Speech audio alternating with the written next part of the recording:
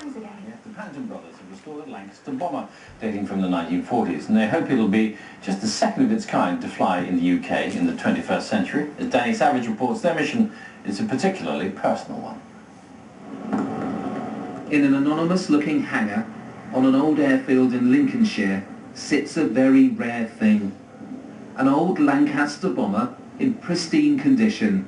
So pristine, the plan is to get it flying again after decades of single-minded determination. I said to my brother Harold, I said, you know, it's a shame there's soon would be nothing left of what those lads did in the war. And a newspaper ad spotted by a friend gave them the inspiration of what to do. She went to a coat hanging on the wall, put her hand in the inside pocket, pulled the Sunday newspaper, Lancaster bomber up for sale at Squire's Gate, Blackpool. I looked at it, I said, you know, Madge, they called her Madge, you couldn't have given me this at a better time. I want to see if I can't buy that. And that's how it's all developed. And here it is. Here it is, yeah that's it. Although this Lancaster is in excellent condition, it hasn't flown for about 40 years. But this isn't just a project by an independent museum to get something like this flying again. This is personal, because the two brothers who own this museum had an elder brother who was shot down during World War II in a British bomber. This is their tribute to him. I used to go and meet him off the bus when he come home on leave and go back with him to catch the bus to go back again to his airfield. 19-year-old Chris Panton was one of more than 55,000 bomber command crew who died during World War II. A few years ago, his brothers visited his aircraft crash site in Germany. These are the pieces I found only in this area. This one is in the cockpit.